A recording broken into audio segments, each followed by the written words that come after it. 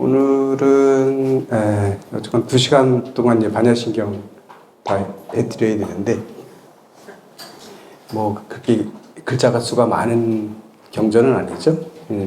짧은 경전인데 대신 저희 그렇다고 쉽게 우리가 번역한 거나 설명 들었다 해서 바로 알 수 있는 그런 경전은 또 아니죠. 이게 우리가 항상 법회나 이런 거 할 때마다 반야신경을 계속 하는 이유는 아마 그만큼 그냥 할 수 있는 내용은 아니기 때문에 항상 관하시고 계속 이게 무슨 내용인지 수행에 항상 이걸 보시면서 살아야 되거든요. 왜냐면 이 속에 우리가 괴로움을 벗어날 수 있는 해답은 다 주고 있거든요. 이제 그래서 그게 그냥 냅둔다 그래서 그래서 이 내용만 안다 그래가지고 해결되는 게 아니고 그냥 항상 이 경전의 내용을 비춰봐 가지고 본인의 마음이라든가 내 몸이라든가 이 세상을 바라볼 때 그런 시각, 그런 지혜가 이제 자꾸 키워져 가야 이 경전에 나와 있는 대로 세상을 바라보고 나 자신을 바라보고 내 몸이라든가 내 몸이라든가 내 마음이라든가 이런 요소들을 잘 분석해 보실 때 그럴 때 자꾸 조금 깊어져서 결국은 괴로움에 있어서 벗어날 수 있다. 뭐 이런 말씀을 드릴 수 있죠. 그래서 이건 반야신경은 계속해서 우리가 깨달음을 얻는 그 순간까지도 계속 이렇게 좀 낭송해 보시고 그다음에 요 방법대로 말씀하신 대로 세상을 바라봐야 됩니다. 그런 내용이죠. 그래서 오늘 반야신경 볼 건데요. 보면 첫 번째 우리 제가 그냥 이 책대로 그냥 제목만 붙여봤었는데 이 내용 그냥 이렇게 훑어 넘어가겠습니다. 왜냐면 중간중간에 이게 이제 강의했던 거를 녹취를 풀어놓은 거라서 때로는 이렇게 깊이 있게 안 봐도 되는 좀 길어지는 내용들도 있고 이렇기 때문에 조금 저희는 2시간 남았으니까 그냥 이런 것들 그냥 이런 거다라고 보시면 될 거예요. 대승불교 운동이 됐는데 반야신경은 대승경전이다 이런 얘기를 하고 있는 겁니다. 우리가 초기 불전 이제 부처님 탄생하신 후 한 500년까지 그러니까 그 지나면 처음에는 부처님 살아계신 제3시 이럴 때를 우리는 근본불교 시대다 이렇게 얘기를 하거든요. 근본불교라. 옛날에 소승이라는 얘기 많이 썼는데 소승이라는 얘기는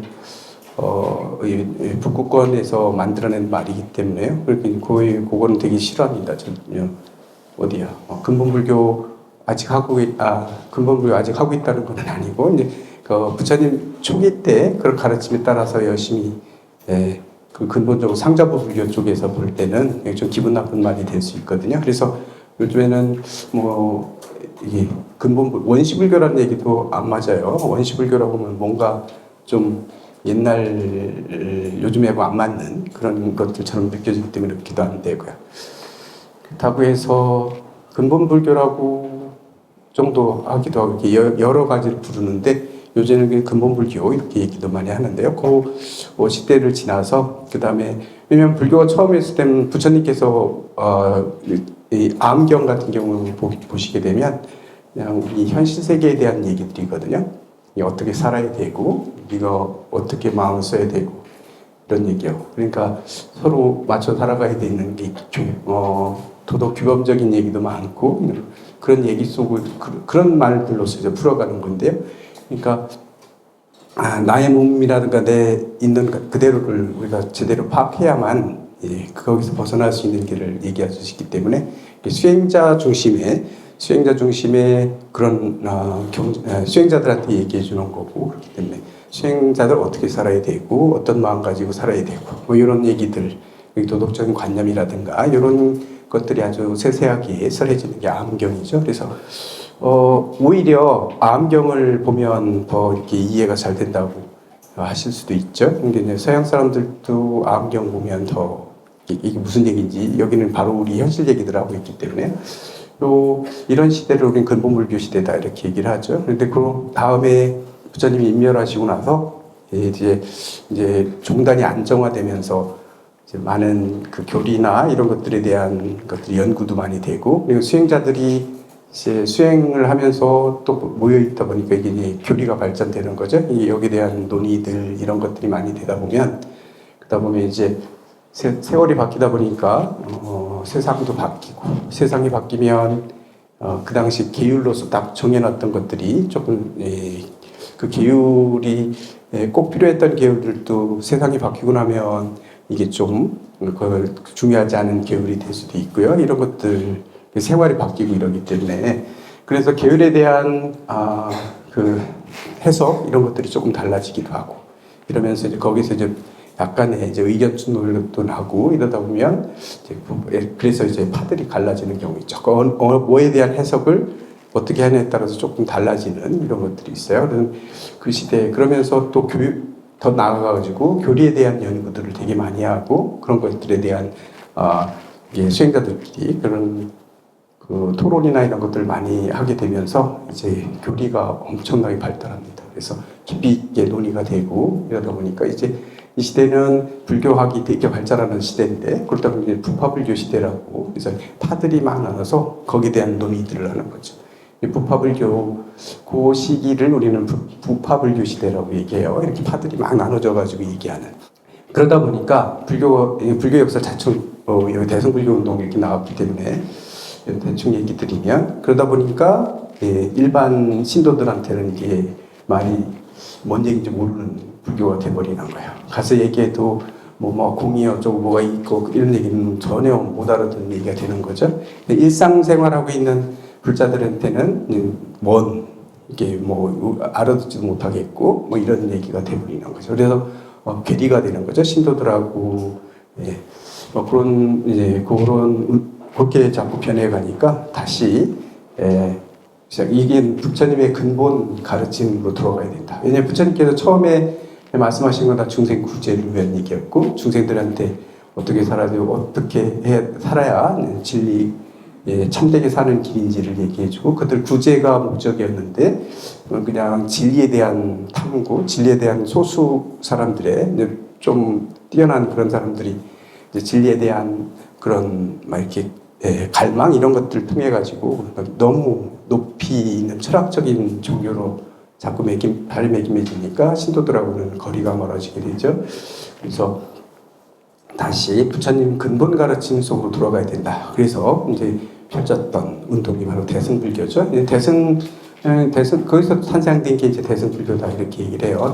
대중부 이렇게 나오는데, 이제 그것이 나중에 그대로 된 건 아니지만 그래도 어떤 그런 토대 하에서 만들어진 게 대승불교 운동인데, 그래서 그러다 보니까 그 대승불교 초기에 만들어졌던 반야신경은 바로 이 대승불교 교리를 담고 있는 그런 경전이다, 이런 얘기를 지금 여기서 하고 있는 거고요. 그 다음에 그냥 14페이지 보시면요, 있는 거는 설명드리고 가려고요.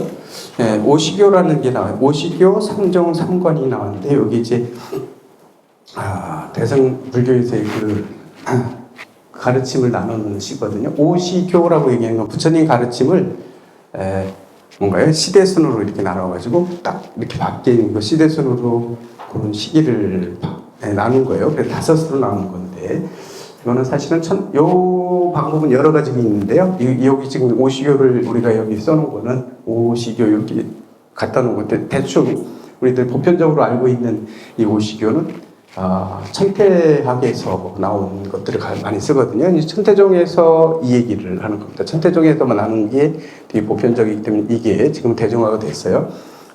지금 요거는 천태종에서 얘기하는, 천태불교에서 얘기하고 있는 오시교 5가지 교를 나누는 건데, 화엄시, 아함시, 방등시, 반야시, 법화열반시 이렇게 해서 5으로 나눕니다. 그래서 부처님께서 49년 동안 설법을 하셨는데, 처음에 깨달음 얻으시고 37일 동안, 49일 동안 부처님께서 선정해 드셨었거든요. 이 선정해 드신 상태에서 설해진 경전을 우리는 화엄경이라고 얘기합니다. 화엄경은 부처님이 깨달은 그 자체를, 당신이 깨달은 그 상태, 깨달음의 그 결과, 그 깨달음의 그 진리, 이런 것들에서 그런 것들에 대해서 바로 상대가 누구든지 상관없이 그냥 그 당신의 깨달은 것을 읊었던 그 세계를 이렇게 표현해 놓은 경전이 바로 화엄경이다 이렇게 얘기를 하거든요. 그 화엄식은 49일 동안 하신 거죠. 깨닫고 난 다음에. 그런데 보니까 49일 동안 이 깨달음의 이 열반납을 즐기시면서 이런 경전들을 막 읊었는데 보니까 중생들은 아직은 세상의 중생들은 이걸 이해할 수 있는 사람이 없다고 생각하신 겁니다. 그래가지고 설법을 포기하시려고 했었죠. 근데 범천이 그렇게 하면 안 된다고 말씀하셨기 때문에 그 얘기를 받아들여서 이제 중생들한테 맞는 그런 가르침을 펼치시는데 이게 바로 뭐냐면 우리가 얘기하는 암경이겠죠. 암경, 수타니파타나 암경이라는 초기 불전들이 이때 설해진 겁니다. 실제로 부처님이 설해진 경우는 바로 이때 설해졌죠. 이때는 8년 동안 8년이 아니라 12년 동안 12년 동안 우리 책에 나와 있죠. 12년 동안 암경에 대해서 이제 설하셨던 경전이 암경이에요. 그럴 암시다 이렇게 얘기를 하고 있습니다. 둘째가 암시고 그 다음에 방등시라고 해서 이 방등시는 대승으로 넘어가는 그 중간에 있는 경전들이거든요. 이것도 아직 유의 우리들처럼 유의의 세계에 대한 얘기를 중점적으로 해서 대승으로 막 넘어갈 수 있는 그런 교리적인 요소들을 가지고 있는 경전들인데 이게 8년 동안 이것을 했다고 하는데 바로 유마경, 승만경 이런 경전들. 이 경전들은 초기 대승 불전이에요. 그래서 유마경이나 승만경이나 이런 것들을 나중에 보실 기회가 있거나 보셨다면 그 내용을 보게 되면 뭐냐면 초기 불전 내용과 그다음에 대승 불전의 그 내용들이 막 섞여 있어요. 그런 용어들이 막 섞여 있는 걸 알 수 있거든요. 이게 바로 그때 넘어가는 거고요. 그래서 이게 8년, 그래서 이게 20년이죠. 그 다음에 이제 이런 것들은 다 실체라는 건 없다, 다 공이고 영원한 실체는 없는 거고 무아라는 거를 이제 직접적으로 말씀하시는 경전. 이 공에 대한 얘기, 이 공이죠. 이 반야신경 공에 대한 얘기인데, 이제 공에 대한 것들을 직접적으로 설하신 경전이 바로 반야부 경전들입니다. 그래서 반야시 이렇게 얘기했는데, 여기 보니까 21년 동안 설했다 이렇게 나도 제일 긴 시간 설했고, 반야부 경전이 남아있는 경전들 중에도 제일 많습니다. 그러니까 반야부 경전이 어마어마하게 많거든요. 이거는 다 공에 대한 얘기들을 하는 거예요. 모든 건 실체가 없다는 그 얘기를 해주고 계신 거죠. 그래서 이 반야시가 끝난 다음에 이게 다음에 그렇다고 해서 없는 건 아니거든요. 모든 건. 그래서 다시 우리 진리라는 건 온 세계에 다 존재하고 있다는 그런 얘기들 하는 게 이제 법화 열반시 해가지고 이게 마지막에 법화 열반시라고 나와 있죠. 이 법화 열반시는 마지막 법화경이라든가 열반경 이런 것이 설했던 시기죠. 그래서 마지막 열반에 드시기 전에 8년 동안 설했던 경전이 이제 법화경, 열반경 이런 것들입니다. 그래서 법화, 열반시로 이렇게 나누거든요. 그래서 우리는 대부분 화엄경이 최고의 경전이다 이렇게 한국 불교에서는 화엄경 되게 좋아요. 우리하고 좀 잘 맞는 거.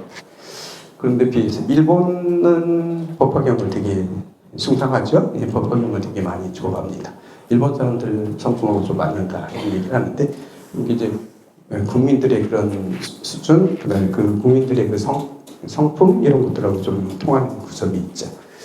법화열반시에서 천태중에서는 법화경을 최고로 치죠. 당연히 법화경이 최고의 경전이다 이렇게 얘기하고요. 화엄부에서 당연히 화엄경이 최고라고 얘기를 하겠죠. 뭐든지 뭐가 최고라 해서 다른 건 시원찮은 게 아니고 다 중요한 그런 경전들입니다. 그래서 경전이 설해진 시기로 봐가지고 이렇게 부처님의 시기를 나누는 이런 것들 오시교라고 하는데 이 중에 반야부 경전이 반야시에 설해진 경전들이 바로 공사상인데 이 반야신경은 이 반야부 경전들의 핵심을 딱 집어서 아주 짧게 만들어 놓은 축약해 놓은 요 경전이 바로 반야신경이다 이렇게 보시면 돼요. 그래서 반야부 경전들을 축약해 놓은 거다. 그 핵심만 뽑아가지고 만들어 놓은 이런 것들이 바로 반야신경이기 때문에 우리가 반야신경을 되게 많이 독송을 하죠. 그리고 조계종에서는 금강경을 소위 경전으로 많이 치는데 금강경은 어디에 속해 있는 거예요? 반야부 경전이 들어갑니다. 금강 반야바람일다 신경이죠. 바람일다 경인데 그것도 반야시에 들어가 있는 경전이다 이렇게 볼 수 있습니다. 그 다음에는 보면 이렇게 이제 부처님의 설법을 세 가지로 나눠가지고 세 가지 종류하면 이제 월 으뜸으로 삼아가서 월 주제로 해서 경전들을 살아내야 돼요. 상, 공, 성 이렇게 얘기했는데요. 상이라고 하는 건 실제하는 어떤 모습이 있는 거예요. 쉽게 얘기하면 상이라고 하면 우리의 이 모습을 인정하는 거죠. 그래서 암부경전이라든가 방등부경전들이 바로 여기 상에 들어가는 거죠. 이 상종이에요. 이 상종이라고 하면 지금 현실 세계에서 우리 연기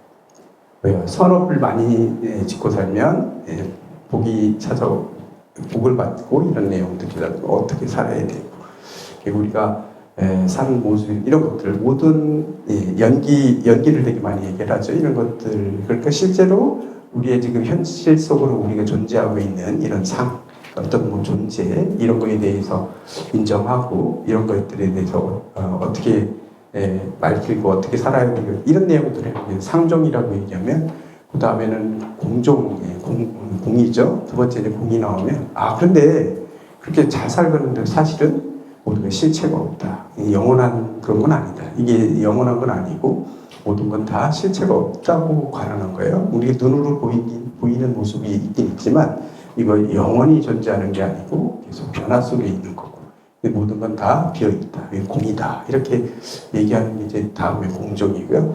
그 다음에 이러다 보니까 아무것도 없는 것처럼 느껴지잖아요. 근데 아무것도 없는 게 아니라 실제로는 우리 몸 자체가 다 그대로가 진리고 이 우주 전체가 이 몸뚱이를 떠나야만 진리가 있는 게 아니고 이 몸뚱이 그대로 이제 온 우주에 있는 그 모습 그대로 다 붙여 있으면 다 가지고 있고 붙여의 성품이 사라진 적이 없고 다 있다. 그래서 이 모든 존재하는 사람들을 상과 공을 다 초월한 상태에서 다 그대로 인정해주는 이 성품, 그리고 성품을 얘기하는 거예요. 성품적 불성을 얘기하는 거다 보면 되죠. 그래서 다시 모든 건 다 존재하는 비어있는 게 아니다 하고 다 그대로가 다 공이고 그대로 이런 얘기를 하는 게 바로 성종이다 이렇게 볼 수 있어요.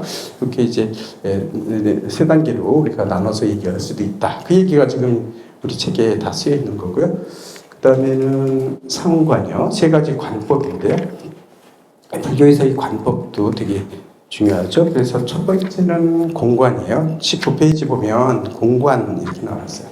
공관이라고 얘기하면 우리가 앞에 있는 어떤 물체를 볼 때 이게 실체하는 거로 우리는 실체하고 있으니까요. 이렇게 보면 음료수도 존재하고 있고 책상도 존재해요. 존재하는 거로 보잖아요. 하지만 이제 지혜를 익히다 보면 뭐죠? 지금 있는 건 어떤 상태로 있냐면 연기적으로 존재하고 있는 거예요. 이것이 있고 저것이 있고 다 연결돼서 이런 모습이 지금 만들어져 있는데 이 모습이 진짜 모습이냐? 아니라는 거죠. 이 모습은 다 지금 연기에서 조합으로 만들어져 있는 거고 이건 계속 변화되는 거고 영원한 게 아니에요. 어떤 앞에 있는 물질을 본다거나 내 감정을 본다거나 모든 걸 관찰할 때 이게 영원하지 않고 다 연기적으로 이렇게 일시적으로 모여있는 불교에서는 그걸 갖다 뭐라면 꿈과 같다고 얘기하고 헛개비다 이런 얘기예요. 몽상이라고 헛개비라고 해요. 꿈속에 있는 거 같고 헛개비와 같은 존재다 이렇게 얘기하는데 헛개비라고 하면 진짜 없는데 그냥 여기 환영이 있는 그런 게 아니고 실제적으로 존재하긴 하지만 이건 헛개비와 같은 존재다. 왜냐하면 연기적으로 존재하고 있어서 이건 언젠가는 흩어진다는 거죠. 그리고 지금 이 순간에도 계속 변화되고 있다는 거예요. 그래서 이 세상 변하지 않는 게 아무것도 없죠. 그렇기 때문에 앞에 있는 어떤 실체를 우리가 바라볼 때 모든 걸 다 이거는 실체가 없는 거야. 공인 거야. 연기적으로 존재하고 있을 뿐이야 라고 꿰뚫어 보는 모든 상대를 볼 때 공으로 보는 거야. 그게 바로 공인데요. 모든 건 다 실체가 없이 연기적으로 존재할 뿐이다 라고 관할 수 있는 공인이 그게 이제 공관이다. 공관이에요. 그래서 모든 건 실체가 없다고 보는 게 공관인데 그렇다면 아무것도 없는 거잖아요. 아무것도 없다는 쪽에 우리 빠져들 수 있잖아요. 막 공이다, 없다, 막 이런 얘기 되게 많이 하니까 그 다음에 나오는 게 가관이에요. 간은 거짓 가짜에다가 관이거든요. 예, 이거는 뭐냐면 실체를 바라볼 때요. 이게 공은 공인데 지금 이런 모습을 가지고 있는 건 연기적으로 존재하고 있다는 걸 알아요. 그래야 돼요. 어떤 현상이 있을 때 둘이 어떤 것이든 여기서 내가 요거를 바꿔버리면 뭐죠? 예, 상대가 앞에 있고 나도 둘이 마주 있는데 앞에 있는 거 다 공이에요. 실체가 없는 존재다. 그래서 내가 그 사람을 뺨을 때린다거나 갑자기 폭행을 한다면 어떻게 되겠어요? 안 되죠. 그러면은 폭행으로 바로 지금은 어디 가야 돼요. 들어갔다 와야 될 수도 있고 폭행죄로 벌금 내든지 그래서 아주 곤란함을 겪게 되겠죠. 그렇기 때문에 없는 게 아니야. 앞에 있는 존재는 뭐로서 있어요? 지금 연기적으로 존재하고 있는 거야. 그래서 연기적으로 존재해 있는 거를 제대로 바라보는 거죠.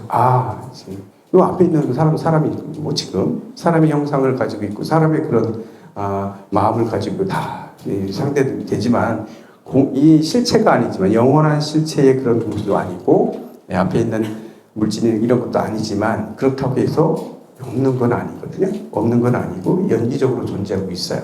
그 연기적으로 존재하기 고 때문에 내가 기분 좋게 해주면 나한테 좋은 관계가 유지되지만 내가 기분 나쁘게 한다거나 뭐 없는 거라 해가지고 무시한다거나 이러면 나한테도 피해가 오고 서로 불안한 그런 상태가 만들어질 수도 있고 그다음에 이게 불편한 그러니까 어디 가도 불편하기만 하고 이런 관계가 될 수 있잖아요. 이게 내가 잘하면 좋은 관계 되고 안 하면 이렇게 되게 불편하고 마음이 불편하고 뭐 이렇게 돼버린단 말이죠. 이런 것들은 뭐냐면 가로서 존재하기 때문에 그래요. 연기적으로 존재하고 있는 거기 때문에 연기적으로 존재하고 있는 걸 거기에 연기적으로 우리가 공이지만 다 실체가 없는 것이지만 그렇다고 해서 연기적으로 존재하고 지금 있는데 이거를 다 무시해버리면 안 되는 거예요. 그래서 이거는 가관이라고 하는 건 바로 그런 거예요. 연기적으로 실체하지 그렇게 보는 건데 이 가를 보는 거예요. 일시적인 모습이지만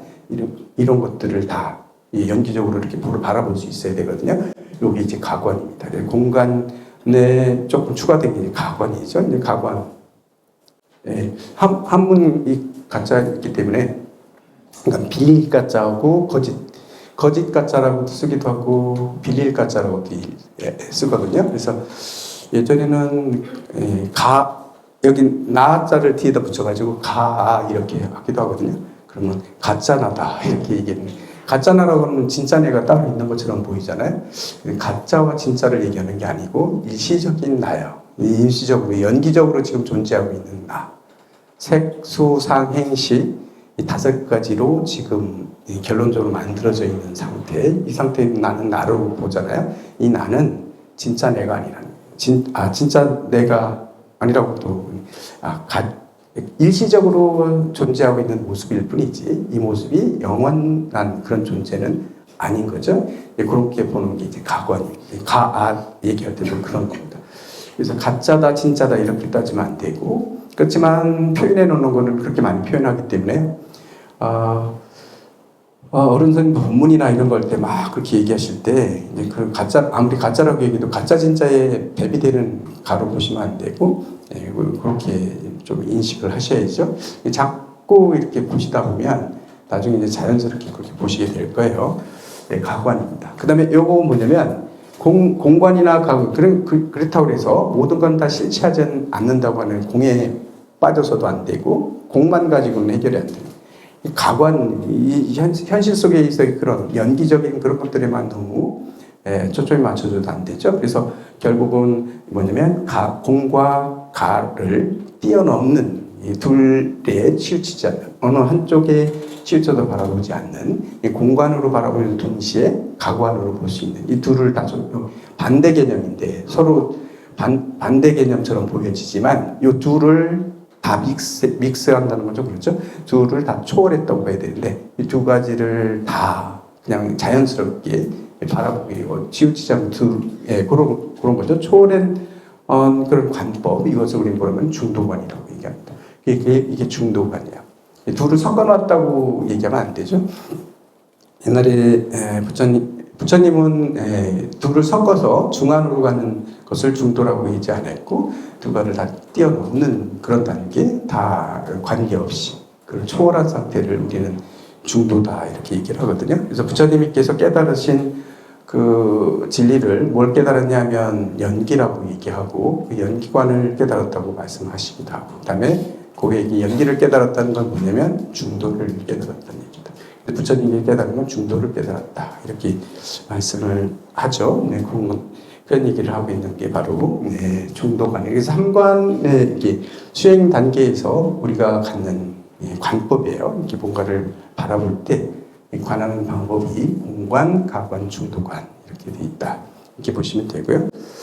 그 다음에 이제 반야신경의 사상이라고 해서 21페이지 나와 있죠. 여기서는 공에 대한 얘기들을 되게 많이 얘기를 합니다. 공관. 공이라고 하면 빌 공자이기 때문에 비어있다는 뜻으로 많이 보는데 사실은 이 공사상이 반야부경전의 핵심을 꿰뚫고 있는 사상이고 그다음에 반야신경의 모태가 되고 반야신경의 모든 바탕이 되고 있는 게 바로 이 공사상이다. 네, 그래서 모든 것 다 비어있다. 얘기하면 실체가 없다는 거죠. 실체가 없지만 그렇다고 해서 허무한 건 아니다. 네, 실제로 아무것도 없는 건 아니죠. 네, 그런 것들을 바라보는 게 공관인데요. 쭉 그런 설명들을 하고 있습니다. 이거는 저희가 되게 많이 얘기했고 어느 경전에서도 보는데 공에 대한 얘기들은 많이 들으셨기 때문에 쭉 읽어보시면 대부분 알 거예요. 아공법공 뭐 이런 얘기도 하고 뭐 이런데 그런 것도 상대적으로 있고요. 여기 뭐 얘기들이 많은데 여기 이제 법문들이 되게 많이 들어있더라고요. 그런 얘기들이기 때문에 넘어가겠습니다. 공이란 실체가 없다는 거, 모든 거에 영원한 존재는 없다 얘기하는 게 이제 공이다. 그리고 공사상이에요. 그렇지만 비어있다고 보는 게 아무것도 없다는 얘기는 아니다. 아무것도 없는 건 아니고 그렇게 그걸 볼 수 있어야죠. 허무하고는 좀 다르죠. 그런 것들입니다. 그래서 두 번째가 뭐냐면 이 18페이지 보면 공과 반야 이렇게 나왔어요. 공과 반야. 공이라고 하면 아까 얘기했듯이 모든 건 실체가 영원한 실체는 아무것도 없어요. 그런 존재는 없다. 모든 걸 바라볼 때 실체가 없다라고 바라보는 그게 이제 공이라고 한다면 이 공으로 앞에 있는 존재들을 바라볼 때 앞에 있는 책이라든가 볼펜이라든가 이게 우리 공이라고 하니까 이게 공인가? 있긴 있는데 공이라니까 공인가 보다. 이게 아니고 진짜로 실물을 바라볼 때 이게 공인 줄 알아차릴 수 있는 느낌이 아니라 보는데 그냥 공으로 보이는 거예요. 실제로 실체가 없는 그런 존재로 내가 바라볼 수 있고 다 그걸 깨트려 볼 수 있는 이런 것을 우리 공을 있는 그대로 바라볼 수 있는 깨트려 볼 수 있는 그런 것을 우리 뭐냐고 하면 그런 능력을 그런 힘을 우리 반야 이렇게 얘기합니다. 반야 지혜죠. 지혜라고 지혜를 번역하지 않고 그냥 그대로 범어로 놔둔 게 반야 이렇게인데 바로 반야는 이 모든 게 다 공인 줄 공이라는 걸 꿰뚫어 볼 수 있는 지혜를 반야 이렇게 얘기를 합니다. 반야는 모든 게 공인 줄 아는 거예요. 그런 사상을 꿰뚫어 볼 수 있는 걸 우리 반야라고 얘기하는데 바로 이 반야에 대한 설명을 해놓은 게 바로 이제 반야신경이다 이렇게 보시면 되겠죠. 공사상을 꿰뚫어 공으로 모든 걸 볼 수 있는 그런 지혜, 그 지혜를 우리는 반야다 이렇게 얘기한다는 얘기를 여기 대해서 쭉 보면 뭐 일화 이런 얘기들을 되게 많이 하고 있거든요. 그 다음에 넘어가서요. 32페이지 보면 공과 연기라고 있어요. 공과 연기. 공연기. 스타니파타의 경전들도 보게 되면 이런 얘기 되게 많이 나오는데 뭐냐면 사성제에 대한 얘기들, 사성제, 불교의 이제 사성제잖아요. 고집멸도 여기 하는데 그래가지고 거기에 대한 설명할 때 12연기를 가지고 얘기를 하거든요. 이거는 괴로움. 두 가지 우리가 수행하는 법에 대한 얘기를 관찰할 때 우리가 수행할 때 관찰하는 법 두 가지 관법이 있다. 스타니파타에 보면 큰 법문품 중에서 뒤쪽에 보면 뭐냐면 그 두 가지 관찰하는 법에 대한 경우 여기 나오는데 거기 보면 대부분 반복해서 되게 얘기하는데 첫 번째 뭐냐면 이것은 괴로움이다. 이것은 괴로움의 원인이다. 이렇게 하는 게 그게 두 가지를 관찰해 보는 게 첫 번째 원리다. 이렇게 얘기했고요. 이건 괴로움의 소멸이다. 그리고 어떻게 괴멸에 소멸하는 길이다. 이거를 관찰하는 거. 그래서 그걸 소멸시켜서 완전히 더 이상 괴로움이 나타나지 않도록 하는 관법이 두 번째 관법이다. 이런 두 가지 관법을 되게 강조하는데요. 그래서 이제 괴로움이 나오는, 그러니까 현실에 지금에 있는 이 상태를 먼저 관하고, 부처님은 괴로움이라고 얘기했죠. 고해이와다. 그리고 그 원인이 어디서 오는가를 관하는 거. 이게 이 두 가지, 현실을 정확하게 파악하는 걸 첫 번째 관법으로 두는 거예요. 예, 지금 나의 상태를 정확하게 관찰하고 관해서 그걸 파악해내는 거. 이게 무엇 때문에 내가 괴롭고 이런 것들. 예, 그게 이제 첫 번째 원리고, 두 번째는 그거를 없애는, 어떻게 하면 없애고 완전히 없앨 수 있는가에 대한 관법을 두 번째 관이다. 이렇게 얘기하는데요. 첫 번째, 괴로움을 만들어내는 원인들을 12연기를 가지고 얘기해요. 무명 때문에 괴로움이 있다. 아니면,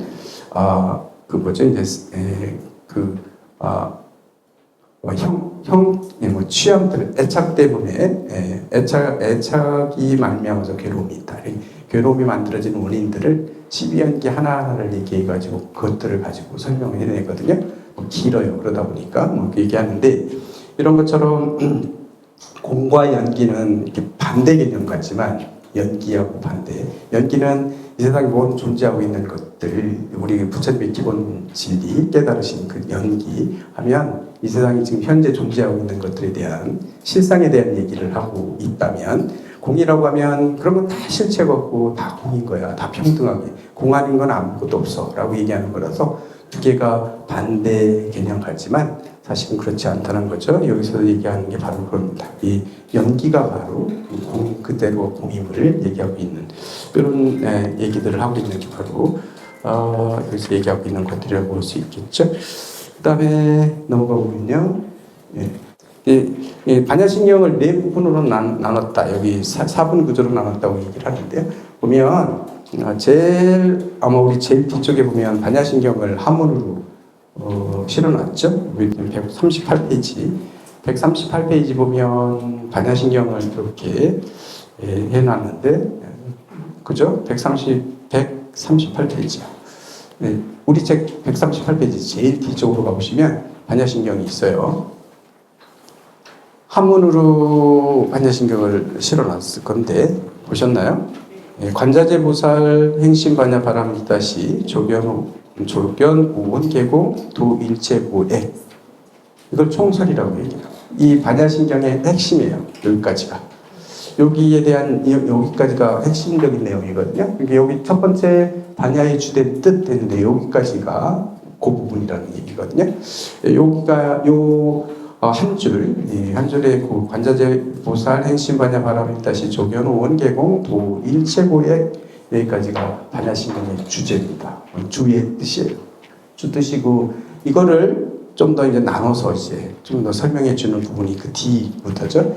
두 번째부터는 사리자, 색불이공 공불이색, 색즉시공 공즉시색, 수상행식 역부여시, 사리자, 시제복공상 불생불멸, 불부부정, 부중불감, 시고 공중우색, 무수상행식, 무한이설신이 무색성향 미촉법, 무한계내지 무의식계, 무명 영무명지 내지, 문호사, 영문호사진, 무고진멸도, 무지영무득. 여기까지가 12연기를 얘기하면서 이런 것들은 다 없다고 얘기를 하죠. 이게 바로 이제 두 번째 단입니다. 바로 반야의 공간으로 모든 걸 비춰보는 부분이에요. 이렇게 보시는 거고요. 그 다음에 세 번째가 이무소득고부터가 세 번째라는 거예요. 이무소득고 보리살타 의 반야바람일다시 고신무가의 무가의고 무유공포 권리 전도봉상 구경열반 삼세제불 의 반야바람일다시 고두간욕 따라 삼약삼보리. 이거는 세 번째 부분으로 지혜의 공간으로 일체 현상을 비춰본 결과로서 우리가 얻을 수 있는, 수행의 결과로서 얻을 수 있는 그 부분에 대한 설명이 세 번째 단이었다. 그런 얘기고요. 그 다음에 마지막으로는 고지 반야바람일다 시대신주 시대명주 능제일체고 진실불어 고설 반야바람일다 주 즉설주할 아제아제바라제 바라생아제 오지사바까지, 이거는 전체 경론 결론을 얘기했죠. 모든 건 다 열반에 들어가게 되고 그런 얘기들을 연설하고 있는 부분이다. 이렇게 지금 네 구절로, 네 부분으로 나눌 수 있다. 뭐 이렇게 지금 하고 있는 거고요. 그 다음에 보면 이제 넘기지 마시고요. 보면 우리 책에도 마지막으로 현설과 밀설이라고 나오는데 이 지금 반야신경 보게 되면 관자재보살 행심반야바라밀다시부터 제일 뒤에 고설반야 바라밀다주 죽설주 왈까지 있는 부분을 우리는 현설 이렇게 얘기하고요. 마지막에 아지아제 바라제를 밀설이라고 얘기합니다. 현설과 밀설은 뭐냐면 이렇게 직접적으로 우리한테 그 내용을 여러 가지 드러내서 우리한테 설명해 주신 부분이에요. 이게 실제적으로 뜻을 드러내 가지고 우리한테 보여줘서 설명해 주는 부분을 우리는 현설 이렇게 얘기하는 거고요. 그다음 밀설은 뭐냐면 비밀스럽게 전하는 거예요. 뭔 뜻인지 몰라요. 이런 뜻이야 라고 하는데 우리가 뜻은 드러나지가 않아요. 뭐죠? 그러니까 다라니 부분을 우리 밀설 이렇게 얘기하죠. 비밀스럽게 그 다라니의 효능 이런 걸 이건 뭔 뜻인지 모르는데 우리가 수행을 열심히 하고 이 다라니를 외우다 보면 그게 이제 보이게 되고 이제 어떤 공덕을 받게 되고 은덕을 받게 되고 이런 효과를 볼 수 있는 그러니까 비밀스럽게 전해준 부분 그래서 밀설 이렇게 해서 현설 밀설 이렇게 두 부분으로 나누기도 한다 이런 얘기죠. 이렇게 해서 대충 이제 앞에 있는 내용들을 쭉 훑어봤어요. 반야신경은 이런 내용들이다라는 것들을 봤고요. 반야바라밀다 신경 여기 제목 나왔습니다. 이 42페이지.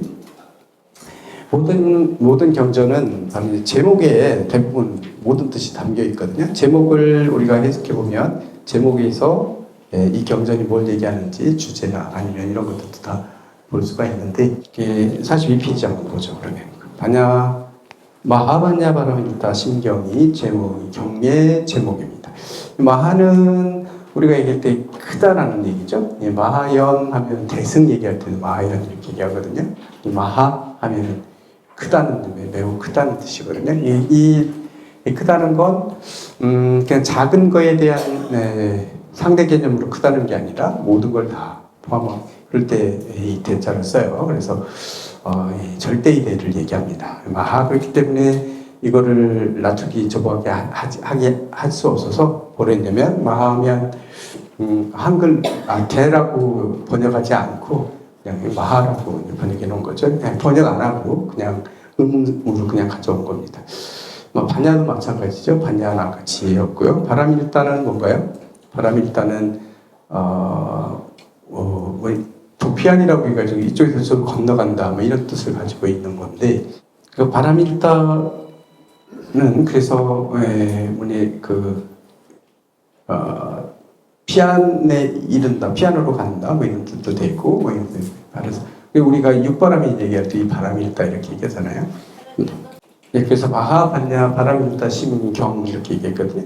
그냥 얘기하면 아까 얘기했던 반야는 마하라는 것도 뜻이고 반야라고 하면 공을 꿰뚫어 보는 지혜라고 했어요. 지혜를 얘기하고 바라밀다는 우리는 육바라밀이나 이런 얘기할 때도 이 바라밀다라는 얘기를 쓰거든요. 바라밀다 도피안에 이른다 아니면 도피안에 기르는 길 열반의 세계로 가는 길 뭐 이런 얘기를 할 때도 바라밀다라고 얘기하는데요. 그렇기 때문에 우리 경을 해석할 때 요즘에 뭐냐면 지혜 완성의 경이다 이렇게 얘기하기도 해요. 완성을 얘기하죠. 뭔가를 완성시키는 거. 지혜를 완성시키는 그런 경전, 바라밀. 심이라는 글자는 마음 심자로 써있기 때문에 마음의 경전이다 이렇게 해석하는 경우도 갖고 있었는데 그렇게 해석하면 안 된다. 심은 뭐예요? 핵심 얘기하는 거예요. 핵심. 그 핵심을 모아놓는 경이다. 그러니까 마하반야로서 큰 반야로 바라밀다. 저 피안의 세계로 건너가야 그걸 완성시키는 경이다. 뭐 이런 의미로 갖는다라고 얘기할 수 있겠죠. 그런 뜻을 가지고 있는 경이다. 이제 본문에 한번 들어가 보면 본문 바로 들어가 보죠. 관자재보살이 행심 반야바람기다시에 조견 오온계공 도일체고액 있습니다. 이것이 바로 이 경의 핵심을 나타내고 있는 중심 주제다 이렇게 얘기했고, 요 얘기가 요글 속에 들어있는 것이 전부라고 보시면 돼요. 요것만 이해하시면, 요걸 다 보면 뒤에 있는 내용들은 다 여기에 대한 설명들이고 거기에 대한 보충 설명들이다 이렇게 보시면 되죠. 그래서 관자재보살이 나왔어요. 이거 우리가 바로 앞에서 봤던 천수경에서 주인공이 관세음보살이셨잖아요. 이 관세음보살님의 다른 이름이 관자재보살이라고 말씀드렸었죠. 관자재보살은 관세음보살님의 다른 이름인데, 그러면 왜 이 경전에 관자재보살이 나왔는가? 관자재보살의 이름하고 연결돼 있죠. 관세음보살이지만 보살님인데 이 경은 이걸 하는 거구나라는 걸 알 수 있어요. 관자재보살이 관자보살은 관자재는 관하는데 자제하다는 뜻이에요. 모든 걸 관하는데 걸림이 없이 관한다. 근데 관자재보살은 관세음보살은 세상에 있는 모든 괴로움이나 이런 것들을, 중생들의 괴로움을 낱낱이 그냥 다 듣고 관에서 다 알아볼 수 있는 게 이제 그럴 때 관세음이라고 얘기했고요. 이 관자재라고 얘기할 때는 뭐냐면 모든 것들이 다 공하다는 거. 모든 것들을 다 있는 그대로 바라보시는데 다 공으로 봐요. 그런데 걸림이 없어요. 내가 아무리 좋아하는 사람, 싫어하는 사람 있다고 해도 전혀 걸림이 없이 그 자체가 공이라는 걸 그냥 꿰뚫어 보는 거예요. 그래서 모든 세상에 있는 그들의 모습을 바라보시는데, 다 공으로 바라보는데, 공인 줄 알고 다 바라보는데, 이 걸림이 없이 모든 어떤 상대를 보든 무엇을 보든 다 공인 상태를 그대로 관해서 볼 수 있는, 그걸 관한 보살님이 바로 관자재보살이다. 그렇게 얘기를 했었죠. 지난번에 얘기할 때도 그런 얘기를 했었어요. 이 공으로서 모든 걸 관찰하는 심. 그렇기 때문에 여기 관자재보살이 나오는 건 바로 이 공으로 다 꿰뚫어 보고 계신, 이 세상이 다 공이라는 거. 이 반야심경에서 이 공을 완전하게 다 드러내 보여주시는, 그걸 완성시켰던 보살님의 이름을 주인공으로 썼어요. 이 보살님이 나오셔서 우리한테 얘기하는 거죠. 그러니까 그때에 따라서 이 보살님의 이름을 통해서 우리는 이 보살님은 어디에 초점이 맞춰서 어떤 분이신지를 우리가 쉽게 알 수 있는데, 바로 관세음보살님의 또 다른 이름이긴 하지만, 여기서 관세음보살이라고 해도 상관없겠지만 관자재보살이라는 이름을 가지고 이렇게 이 경전을 설하는 이유는 어디에 초점이 관자재가 맞는 거죠. 관세음보다는 다른 이름을 갖다 써도 틀린 건 아니지만 그 이름 자체가 여기서는 여기에 특화되어 있는 이런 보살님의 이름, 관자재보살님이 반야심경에 출연하는 이유는 당연히 관자재보살 이름이 붙어야 되는 거 맞죠? 거기에 대해서 다 관하신 분이니까. 이 관자재보살이요, 행심 반야바람기다시죠. 행한다는 건 실천에 옮기고 모든 걸 다 이렇게 한다는 뜻이겠죠. 그 다음에 심반야예요. 깊은 반야죠. 깊은 반야. 그냥 대충 보는 게 아니라 마음속에서부터 모든 것들에서 저 깊은 속에서부터 철저하게 보고 있는 이런 것들을 우리는 깊을 심자 써서 심반야 이렇게 얘기하죠. 심반야, 바람이 뜻입니다. 이게 깊은 반야의 바람인 그런 것을 완성시키는 이런 것들을 행할 때, 이것을 실천에 옮기실 때에 모든 존재들을 다 공하다고 이렇게 관찰해서 다 보실 때, 그런 얘기죠. 보실 때 조견이야 비춰보셨다. 뭐냐면 오온이 개공인 줄을 비춰보셨다니, 오온이 개공이라는 거예요. 모든 것. 우리의 인간은 색수상행식 오온으로 이루어져 있는데, 이 오온이 다 공한 줄 비춰보고, 다 공하다고 보시는 거죠. 다 공한 줄 아시는 거예요.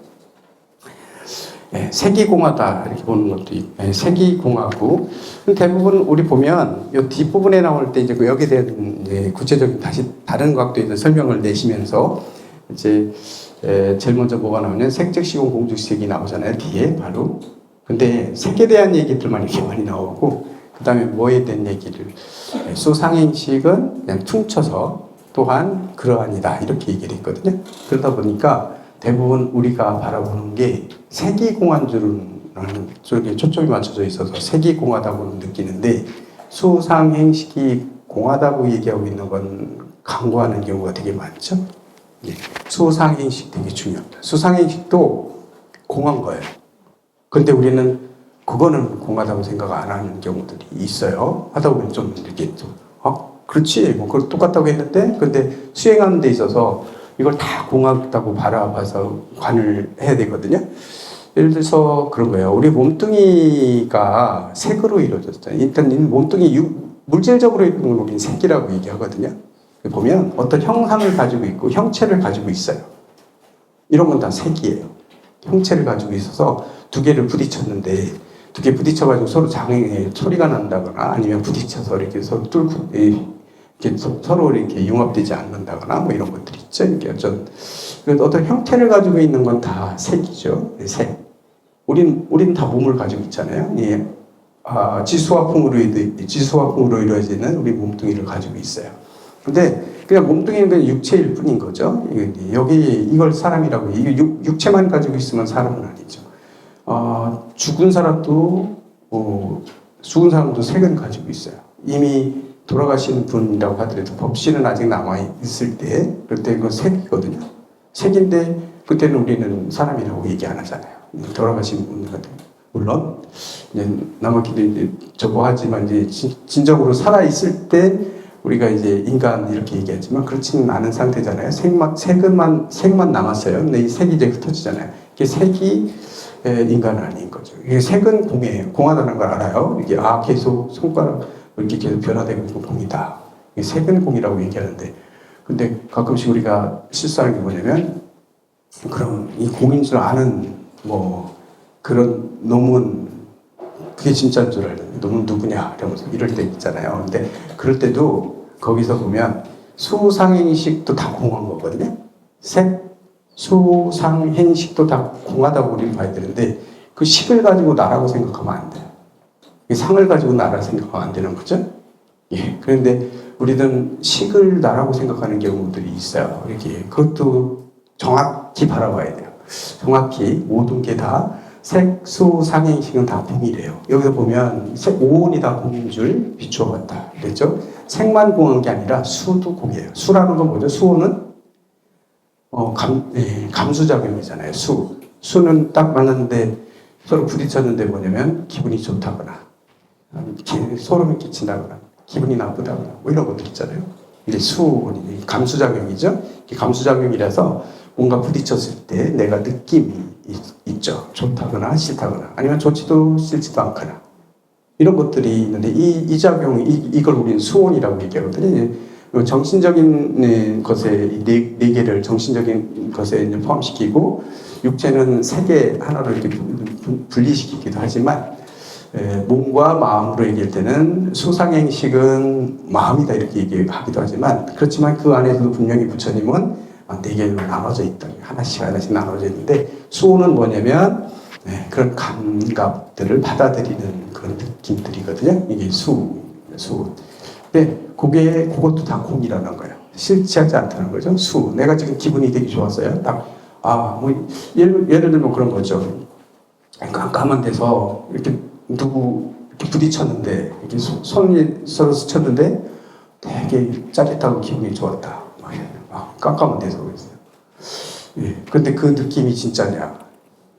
불 탁 켰는데 봤더니 어떤 남자가 가지고 내 모르는 구락보고에 생긴 남자하고 부딪혔어요. 그럼 소름이 다시 끼죠. 아까 있던 그 느낌은 진짜 느낌이 아닌 거예요. 항상 그렇죠? 이게 수원도 공허한 거예요. 내가 좋다 나쁘다 느껴지는 것들이 다 이게 실체가 있는 게 아니에요. 좋으면 영원히 좋아야 되는데 그런 것도 없어요. 또 언젠가 또 기분 나쁘면 싫었다 좋아졌다도 하기도 하잖아요. 이런 것들이 다 수원인데 수원 자체 이렇게 느낌이라는 것도 그걸 수원으로 따로 떼놨는데요. 이런 것들이 모아져서 우리 인간이라는 존재가 생긴 것, 인간이라는 존재가 그렇게 이루어져 있는 거죠. 근데 이 수원도 공한 거야. 그래서 어떤 느낌이나 이런 거를 쫓아가면 안 돼요. 거기에 쏘으면 안 되고 내가 진짜 좋아하니까 막 그 감정은 영원은 그건 진리인 것처럼 이렇게 봐도 실제 한다고 생각해도 안 되는 거죠. 그것도 다 공한 거예요. 근데 그것도 공하다고 봐야 돼요. 이 색만 공한 게 아니라 수도 공하게 봐야 돼요. 공한 줄 알아야 되는 거죠. 상온, 그 다음에 상온이 있어요. 상온, 수상한데 상온. 생각상자기 때문에 생각으로 자꾸 얘기하는데 그러면 안 되고요. 상온은 뭐냐면 표상작용이라고 얘기를 하는데요. 그럼 뭐냐면 이런 느낌들 있잖아요. 계속 내가 보고 듣고 했던 것들이 계속 쌓여가지고 어떤 나만의 이미지를 가져요. 누구를 봤을 때요. 어떤 내가 경험을 통해서 많이 봤는데 저 사람은 진짜 착한 사람이야. 보니까 되게 기분이 좋아져. 그래서 계속 기분 좋아지고 하잖아요. 이런 것들. 이게 뭐냐면 어떤 이미지들이 형성화돼 있지 않았는데 계속 경험이나 내가 지식이나 어떤 이런 것들 계속 통해서 얘기하다 보면 이게 쌓여가지고 그런 것들이 모여서 어떤 이미지화 시켜버리는 거 있죠. 어떤 딱 떠오르면 그 사람이 딱 이미지가 떠오르죠. 이런 거 다 상원이에요. 근데 이 상원이 실제 하는 게 아니라요. 그것도 공이라는 거예요. 이게 이런 것들 볼 수 있게 되면 특히 되게 민감한 게 이제 정치적인 얘기 되게 민감하잖아요. 절대로 굽히지 않죠. 거기 잘못했다고 막 싸울 기세로 막 하잖아요. 그래서 아무리 네 편이 잘못됐다고 해도 절대로 받아들이지 않고 뭐 이상하리만큼 좀 정치적인 건 뭐 미쳤나 봐 뭐 이럴 정도로 왜 저렇게 맹신하는데 뭐 서로 막 그런 경향이 나는 안 그래 이게 아니라 그게 뭐냐면 이것도 상온이 그렇게 형성됐기 때문에 그래요. 이렇게 직접 만나가지고 이렇게 우리 대화를 하잖아요. 이러면 내가 그 사람을 통해서 어떤 상온이 만들어져요. 이렇게 이미지들이 막 만들어지잖아요. 근데 직접 본 게 아니라 웨스컴이나 다른 사람들의 소리를 들어가지고 하잖아요. 좋게 만들고 그 사람 막 미화시켜서 들었잖아요. 그럼 나도 모르게 뭐예요? 상온이 형성이 되는 거거든요. 그럼 거기에 그건 진짜라고 믿어요. 그렇게 여태까지 내가 봤던 거. 근데 사실은 나쁜 사람인데 좋다 하면 난 좋은 줄 아는 거죠. 그럼 끝까지 못 굽히죠. 왜냐면 이 상온들이 그렇게 만들어졌기 때문에 이게 이미지화되어 있는 거거든요. 나한테 이미지화돼서 내 안에 다 이렇게 쌓여 있어요. 그러면 이 모든 것들을 얘기할 때 어떤 걸 판단할 때 이 상온이 엄청나게 많은 역할을 하는 거죠. 내가 어떤 선택을 한다거나 어떤 뭐에서 뭐 행동으로 옮길 때 이런 것들 때 이 상온이 또 막강한 역할들을 하거든요. 이건 나를 좌우하죠. 근데 이 상온도 그렇기 때문에 이렇게 내가 익혔고 이렇게 이 상온이라고 하는 것도 사실은 실체하는 게 아니에요. 공이거든요. 근데 공이 아닌 줄 알고 거기에 매여 있어요. 절대로 못 바꾸죠. 그거는 자기가 붙잡고 있으면 어쩔 수 없어요. 못 바꿔요. 절대로. 그렇게 자꾸 믿으려고 하고 자꾸 그렇게 마음을 두고 하기 때문에 그것도 깨야 되는 거거든요. 그러면 이게 다 상온이 나를 지배하고 있는 거거든요. 이 상온에도 지배받으면 안 돼요. 이 상온이라는 게 표상화 작용인데 이것도 한 구석에 그렇게 표상화되어 있는데 이것도 공이에요. 실제하는 게 아니에요. 실제하는 게 아닌 거예요. 실체가 없어요. 그것도. 근데 우리는 그거나 신수던전 하면 이거 생만공인 줄 알고 막 이게 수학 공이라고 얘기는 하지만 절대로 그게 공인 줄 모르면 절대로 괴로움에서 벗어날 수 없어요. 절대로. 예, 이걸 다 버리기 전까지는 절대로 안 돼요. 혹시 그렇기 때문에 자기 자신을 관할 때 있잖아요. 우리 수행한다고 쫙 앉아가지고 내 자신을 관하잖아요. 내 느낌을 관하고요. 느낌 같은 것도 막 받아들이죠. 옆에 기분 나쁜데 뭐 이런 것들 이거 다 공한 거야. 다 공인 줄 바라봐야 되고 또 막 여태까지 쌓였던 이미지들 막 뭐를 이렇게 내잖아요. 이것도 거기 쏟으면 안 되고 그냥 내한테는 지금 그렇게 보이지만 내 상온이 그렇게 작동하고 있지만 이게 실제하지 않는다는 거. 이게 영원한 게 아니고 이게 진리가 아니라는 걸 계속 관해야 돼요. 그래서 그런 걸 관하면 거기서 벗어날 수 있는 거거든요. 이게 색수상 다 이것 공이에요. 행도 마찬가지예요. 행이라고 하는 거면 행운은 뭔가요? 대부분 다 행운에 들어가는데요. 우리가 이게 알고만 있으면 사람들이 이게 행동으로 옮겨지잖아요. 좋으면 가지려고 하고 그쪽에 이게 에너지들이 막 움직여요.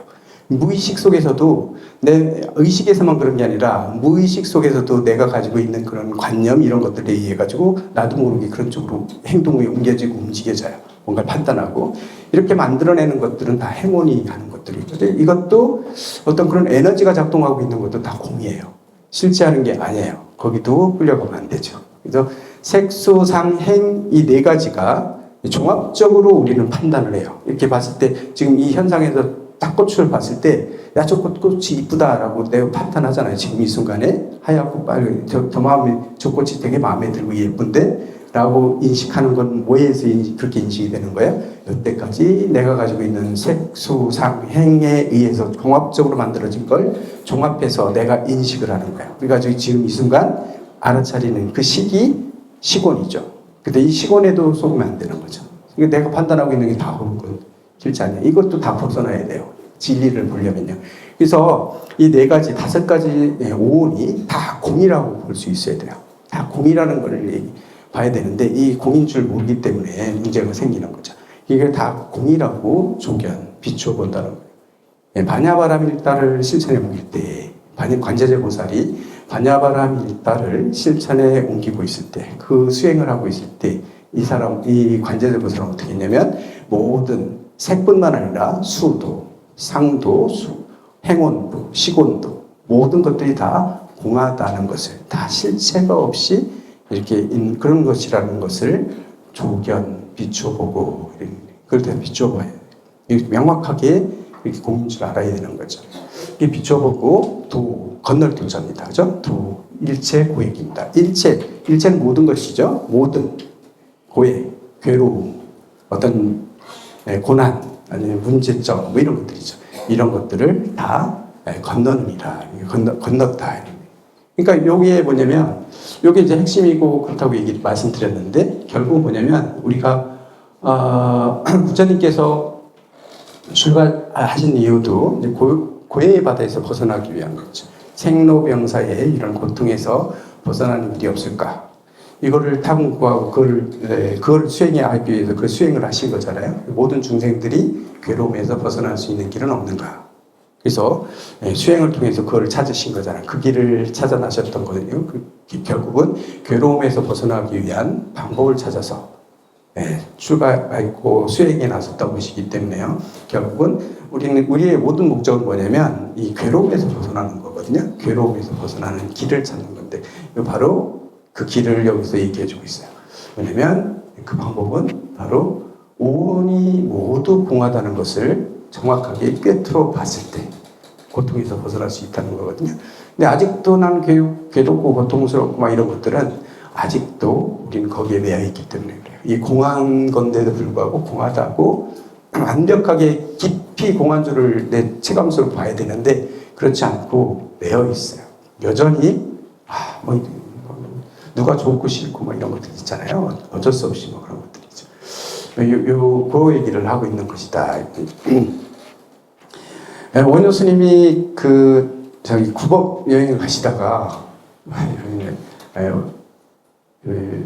어느 묘 속에 들어가 하룻밤 잤다가 이제 해골에 들어있는 물을 먹고서 너무 달콤했는데 그 다음 날 있다는 것 있잖아요. 그렇기 때문에 이런 것들이 보면 전부 다 보면 상온이라든가 아니면 시곤이라든가 이런 게 다 공한 줄을 아는 거예요. 왜 어제는 그렇게 달콤했는데 이미 다 지났는데 오늘 왜 막 토하고 막 그래요? 사실은 이미 깨달으셨다. 그때 거기서 뭔가를 이제 깨달으셔서 오신 거잖아요. 그 당시에 이제 토했을 때까지는 이제 깨달음이 아직 안 오셨던 거죠. 왜냐면 보고 어저께 그건 이게 해골물이었어. 어제는 그렇게 달았는데 이게 거기서 아직 마에 있는 거죠. 그렇기 때문에 부처님처럼 이제 깨달음을 얻어요. 그래서 거기 큰 깨달음이 온 곡이 맞네. 그 계기로 깨달음을 얻으시고 이제 이 공부를 해서 내가 어디를 가서 공부하는 게 중요한 게 아니구나. 깨달음을 얻으셔서 나와서 이제 수행 정진하셔서 깨달음을 성취하신 건데, 근데 이제 만약에 그 다음에 원효 스님이 깨달음을 얻은 다음에 칠지보살 이상이 되셨잖아요. 저작거리를 돌아다니시다가 만약에 해골물을 먹었다면 그 다음은 안 토하셨을 거예요. 거기 지배받지 않거든요. 그거 마실 때 달콤했으면 내가 쏘가서 또 달콤했구나. 이게 끝나는 거죠. 토하고 다시 일어나는 거 거기에 매여 있기 때문에 그런 거거든요. 아직 수행이 하는 과정에서는 그렇기 때문에 우리가 완전히 내가 알았기 때문에 이제부터는 난 거기서 벗어났어. 이 모든 걸 다 공부하다고 난 볼 거야. 그런다고 해서 하루아침에 봐지는 게 아니라는 거예요. 우리는 계속해서 내가 싸운 그런 것들에 의해서 판단하고 식들이 그때도 남아있기 때문에 이 괴로움이 그렇게 계속 남아있다는 거예요. 그래서 이걸 다 넘어가기 위해서는 괴로움을 완전히 벗어나기 위해서는 오온이 모두 공하다는 걸 완전하게 봐서 더 이상 걸림이 없어야 돼요. 색에도 걸리지 않고 수온에도 걸리지 않고 상온, 행원, 시곤에 아무것에도 걸리지 않는 그 상태가 우리 깨달음의 상태다. 이렇게 그렇게 하기 위해서 뭐 하는 거예요? 수행할 때 관해봐야 되는 거예요. 그래서 우리 그 관이라고 하는 게 그냥 무조건 앉아가지고 막 이런 게 아니라 일단은 나를 관찰해야 되는 거거든요. 관찰해 보는데 관찰을 분석해서 관찰해 보는 게 되게 중요해요. 뭐죠? 내 색에 대해서, 내 몸뚱이에 대해서 한번 관해보고요. 그 다음 뭐죠? 나의 수온에 대해서도 관해보는 거죠. 내 수온, 내 느낌 받으니 기분이 좋고 시원하고 막 이러는데 그게 나 기분을 막 나쁘게 하고. 수온은 감수작용은 그냥 내가 그걸 받아들이는 것 뿐이에요. 이게 이제 시곤이, 마지막 시곤이 이걸 기분 좋고 나쁘고 막 종합적으로 해서 얘기하는 거죠. 그런데 가만히 들여다보면 내가 기분 나쁜 그래가지고 이 느낌이나 이런 것들, 감수작용을 들여다보면 분명히 지금 막 작동하고 있거든요. 이 작동하는데 이거 공한 거야 라고 공하다고 이렇게 좀 하면은 덜 거기에 감정들이 상하지 않거든요.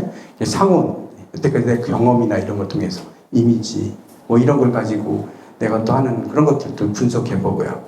내 마음에서 지금 움직이고 있는 상온도 확인해 보고 수온도, 상온도, 행온도 한번 확인해 보는 거죠. 이렇게 다 분석해 가지고 분리해 가지고 보다가 그다음에 시곤까지도 다 분리해 보는 겁니다. 이렇게 봐야 그래서 여기까지 이게 나의 상온이고 수온이고 이렇구나라고 분석이 완벽하게 분별은 되진 않아요. 완벽하게 딱 나눠지진 않아요. 우리는 다 섞여서 지금 작동하고 있기 때문에.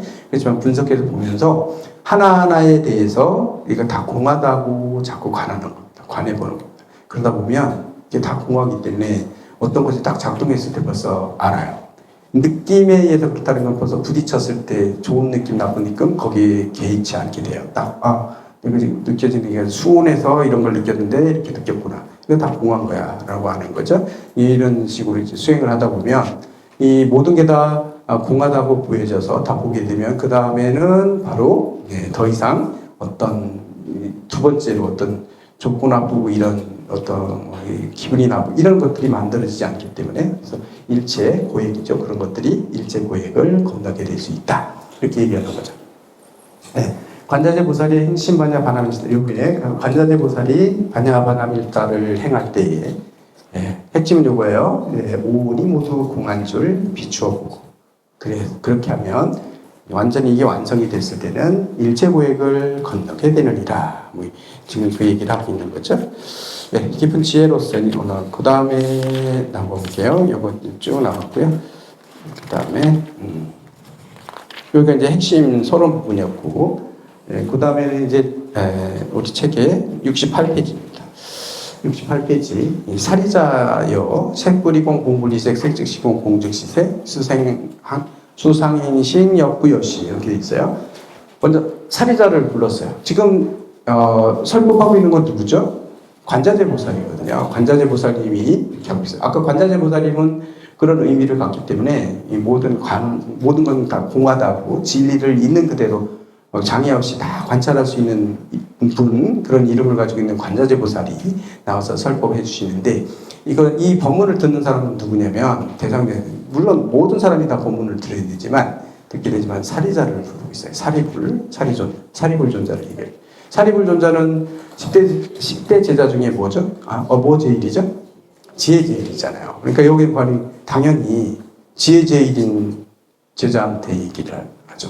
그러니까 이 경전은 지혜, 반야에 대한 얘기라는 걸 우리가 알 수 있어요. 지혜 제일인 존자를 부르고 있습니다. 그래서 사리불이여, 사리불을 존재가 나오죠. 색, 불이공, 공불이색이죠. 여기 보면 색이 불이공입니다. 공과 다르지 않은 거. 우리는 보면 색을 다 부셔버린 다음에 언젠가는 공이 된다. 이게 아니고 색 있는 그대로가 이게 비어 있는 거다. 우리가 몸뚱이가 있지만 이 몸뚱이 그대로가 비어 있는 거다. 앞에 있는 이런 그릇도 마찬가지예요. 그릇이 다 비어 있다. 이것도 다 비어 있는 거다. 이런 얘기를 하는 거죠. 근데 사실은 이게 비어 있다는 색불이공인데 비어 있으면서도 형태를 가지고 있어요. 근데 이거를 과학적으로 얘기하면 비어 있대요. 진짜로 모든 게 다 비어 있다고 얘기를 하잖아요. 왜냐면 이 도자기를 이루고 있는 이 원소를 찾아보면 나눠서 제일 작은 분석을 해보면 이제 원자라는 게 나오겠죠? 제일 작은 원자가 나오는데 이 원자는 그 원자가 어떤 실체가 있는 게 아니라 원자라고 하는 것들을 다시 분석해보면 중앙에 작은 그 핵이 있고 그 주위를 중성자들이 막 돈대요. 돌면서 있기 때문에 형성되면서 그 원자의 99.9%가 비어있는 상태예요. 99.9%가 비어있는 원자들이 있는데 이것들이 이렇게 모여가지고 이런 모습을 만들고 있는 거거든요. 그 때문에 이 모양을 이렇게 만들고 있지만 이 모양이 이렇게 있는 것처럼 보이지만 이거는 99.9%가 비어있는 원자들이 모여서 만든 거기 때문에 얘 자체도 어떻다고 볼 수 있어요? 99.99%가 비어있는 거다. 우리 눈에는 이게 분명히 아무것도 비어있지 않은 것처럼 보이는데 이게 물자는 그러니까 비어있지 않다고 우리는 생각하는 게 뭐예요? 여기다 물을 따르니까 물이 새지 않잖아요. 그렇기 때문에 비어있는 게 아니라고 딱 하죠. 근데 물은 이 원자보다 더 큰 애들로 이루어져 있잖아요. 그렇기 때문에 절대로 셀 수 없죠. 이 공간으로. 이런 얘기를 합니다. 그래서 과학적으로 다 그렇다고 얘기하는데 요새는 그러니까 이게 다 공이다. 색이 뭐 깨서 부실 필요 없이 그대로고 공이고 공 그대로가 색이다. 이런 얘기죠. 그다음에 색 즉 시공 공주시에 색이 그대로 다르지 않다 앞에 나왔고 그다음에 그렇기 때문에 색 그대로가 공이고 공 그대로가 색이다. 이런 얘기를 하고 있어요. 근데 요거까지는 요 앞에 있는 내용들은 그래서 우리 색이다 공하다는 건 여기서 되게 많이 느껴지는데 그 다음에 마지막에 수상행신 역부여시거든요. 결국 뭐냐면 수온, 상온, 행온, 식온도 다 공과 다르지 않다는 거예요. 다른. 결국은 이게 경전이 길어지기 때문에 이렇게 생략하는 방법인데요. 대부분. 그렇기 때문에 이거를 원문으로 다 얘기하자면 어떻게 되겠어요? 수, 불이공, 공, 불이수. 이렇게 돼야 돼요. 그다음에 수, 즉시 공, 공, 즉시 수. 이렇게 되고, 다음에 상이죠. 상, 불이공, 상, 불이공, 공, 불이상. 이렇게 해서 다 얘기해야 된다는 거거든요. 전부 다 색을 대표적으로 얘기했지만, 이 수상행시도 똑같다는 거예요. 똑같이 여기가 다 같이. 그렇기 때문에 우리가 색이 공이고 막 요거만 우리가 설명하고 끝나는데 그게 아니고, 수상행식도 역시 공하다. 실체가 없다는 것들을 똑같이 우리가 인식을 해야 돼요. 그래가지고 대부분 이 몸뚱이만 공한 거야 라고 생각해서 이 몸뚱이를 이끌고 다니는 그 마음 그렇게밖에 표현을 할 수는 없죠. 사실은 참마음이고 진짜 나는 누구냐 할 때 이 몸과 마음을 다 이끌고 다니는 그 주체가 뭐죠? 참나라고 얘기할 수 있을 건데 그렇다고 해서 그런데 그럴 때도 얘기하는 게 뭐냐면 수상행식을 그 이끌고 다니는 주인공이라고 얘기하면 안 되는 거예요. 그 놈마저도 다 이끌고 다니는 거예요. 내 마음이라는 것들, 내가 좋고 싫어하고 이 꽃이 이쁘네 어쩌네 따지고 오늘 기분 좋네 나쁘네 이렇게 인식하는 그것마저도 배경에서 그것마저도 일으키고 있는 그놈을 찾아야 되는 거지. 잘못해서 색만 공이라고 하는데 색을 끌고 다니는 놈을 식이라고 생각하면 절대로 안 되는 거예요. 거기서 그 주인공은 누군가라고 얘기할 때 수상행식을 얘기하는 건 절대로 아닌데 우리는 여기에 대해서 잘 모르면 이게 다 공하다는 걸 생각 안 하면 반야신경에서 그렇게 얘기하고 있는데 색도 공하고 수도 공하고 상도 공하고 행도 공하고 식도 다 공하다고 그렇게 얘기하는데 그 끌고 다니는 놈은 누군가 그놈 뭐라고 얘기하는데 본인들은 그냥 식을 갖다가 여기다 놓고서 이놈이 끌고 다닌다 이렇게 생각하면 안 된다는 거예요. 반야신경에도 다 얘기하고 있는데 식도 공한 거고 그게 실체가 하지 않는다는 건데 이런 것들을 다 떠난 상태를 보셔야 돼요. 식원까지도 다 벗어난 상태에서 자꾸 수행할 때 보셔야 돼요. 혹시 우리 그 참선 같은 거 할 때 이렇게 참선 같은 거 할 때 어른 스님, 방장 스님이나 뭐 어른 스님들이나 누구든지 그놈들을 다 끌고 다니는 놈이 누군가 하는데 갑자기 여기 색은 아니고 식을 가지고 식이라고도 생각 못하고 그 식을 그 주인공으로 해서 막 이렇게 쳐다보면 안 된다는 거예요. 그놈 얘기하는 그놈 부포라고 얘기하시는 거 아니에요. 반야신경에서 분명히 다 오온이 다 공하다고 했는데 왜 그놈 오온을 전부 다 그걸 뛰어넘어서 오온을 다 넘은 상태에서 이것들을 다 주제하고 있는 거. 색수상행식까지 전부 다 이걸 주제하고 있는 바탕의 그 참자리는 어떤 것인가 그걸 관해야 되는데 식을 가지고 그 식을 막 떨어져 이렇게 하시면 안 된다는 거예요. 수행할 때. 그 말씀하시는 거 절대로 아니에요. 뭐 어른 스님들이 그거 몰라서 그래요. 반야신경 그렇게 많이 하시는데 몰라서 그렇게 얘기하는 거 다 알고 있을 거라고 생각하고, 근데 우리 말로 표현할 때는 또 그렇게 얘기할 수밖에 없거든요. 네, 그렇게 말씀하셔도 그 말씀이 그게 같은 말을 해도 그러니까 모든 사람들이 다 찰떡같이 알아듣는 게 아니라 다 자기식대로 알아들어가지고 엉뚱하게 공부하는 경우도 있다. 이런 것들이죠. 네, 무조건 어른들이 말할 때는 정신 바짝 차리고 찰떡같이 알아들으셔야 됩니다. 말에 자기식대로 받아들이면 절대로 안 돼요. 공부가 깊어지면 깊어질수록 이제 그렇게 볼 수 있겠죠.